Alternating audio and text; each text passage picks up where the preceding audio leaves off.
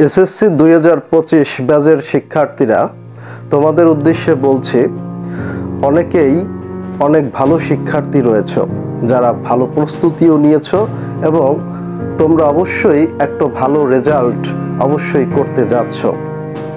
এরকম একটা তোমাদের প্রস্তুতি রয়েছে। তোমরা তোমাদের সকল বইয়ের সকল বিষয়গুলো সম্পর্কে তোমরা খুব ভালোভাবেই প্রস্তুতি নিয়েছো, ভালোভাবেই শেষ করেছো, কিন্তু তারপরেও তোমরা অনেক সময় এই পরীক্ষার একটা ভীতি তোমাদের মধ্যে কাজ করে।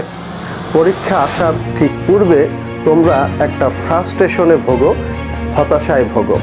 তোমাদের উদ্দেশ্যে বলছি, তোমরা পরীক্ষার আগে কখনোই হতাশ হলে চলবে না। তোমরা তোমাদের সাধ্য মতো অত্যন্ত সুশৃঙ্খলভাবে একটা রুটিন মাফিক তোমাদের সকল বিষয় সম্পর্কে তোমরা একটা পরীক্ষার জন্য ভালো ফলাফলের আশায় একটা ভালো প্রস্তুতি নিবে। আর এই প্রস্তুতিটা নেয়ার সময় কোনোভাবেই বিচলিত হওয়া যাবে না, কখনোই অধিক মাত্রায় টেনসড হওয়া যাবে না। আত্মবিশ্বাস রাখতে হবে। মনে রাখবে, মনোবল হারালে তো হেরে গেলে, মনোবল হারানো যাবে না।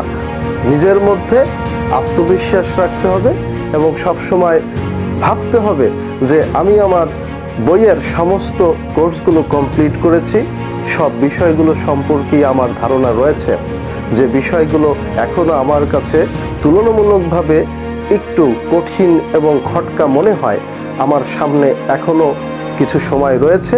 এই সময়টাতে আমরা ওই নির্দিষ্ট টপিকসগুলোকে সময় দিয়ে কোনো শিক্ষকের সহায়তার প্রয়োজন হলে, কোনো গাইড বইয়ের প্রয়োজন হলে, অথবা তুমি নিজে থেকে ইন্টারনেটে ঘেটে, ইউটিউবে ঘেটে ওই নির্দিষ্ট টপিক সম্পর্কে নিজে নিজেই কিন্তু একটা ভালো প্রস্তুতি নিতে পারো।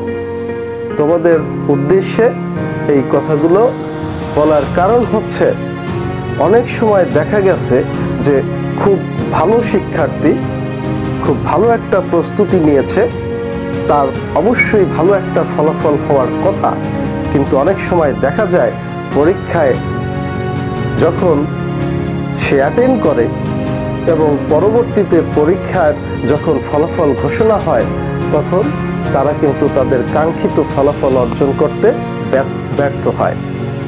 এর কারণ হচ্ছে যে অনেক সময় একটা উদাহরণ দেয়া হয় যে খেলতে নামার আগেই যদি গোল খেয়ে বসে, তাহলে কিন্তু খেলার মাঠে যাওয়ার পরে ওই দল অবশ্যই হেরে যাবে। এই বিষয়টাও ঠিক এরকম যে পরীক্ষা দেওয়ার পূর্বে তোমার অবশ্যই মনের মধ্যে আত্মবিশ্বাস রাখতে হবে যে আমি একটা ভালো প্রস্তুতি নিয়েছি, আমি সমস্ত বিষয়গুলো সম্পর্কে পড়ে এসেছি, সমস্ত বিষয়গুলো সম্পর্কে আমার ধারণা রয়েছে, অতএব আমি নিজে অবশ্যই পারবো। এই আত্মবিশ্বাস নিজের মধ্যে রাখতে হবে। আর তুমি যদি আগেই তোমার মনোবলটাকে হারিয়ে ফেলো, তাহলে কিন্তু দেখবে তুমি যে জিনিসগুলো পারো, যে জিনিসগুলো তোমার জানা, সেই বিষয়গুলোও কিন্তু তোমার কাছে তখন কঠিন এবং খটকা হয়ে দাঁড়াবে। অতএব আত্মবিশ্বাস রাখতে হবে এবং সেই আত্মবিশ্বাস নিয়ে সামনে যে কয়টা দিন রয়েছে একদম সমস্ত চিন্তা ভাবনা ঝেড়ে ফেলে দিয়ে তারপরে মনোবল নিয়ে পড়াশোনাটা চালিয়ে যাও। সবাই একটা ভালো পরীক্ষা দাও।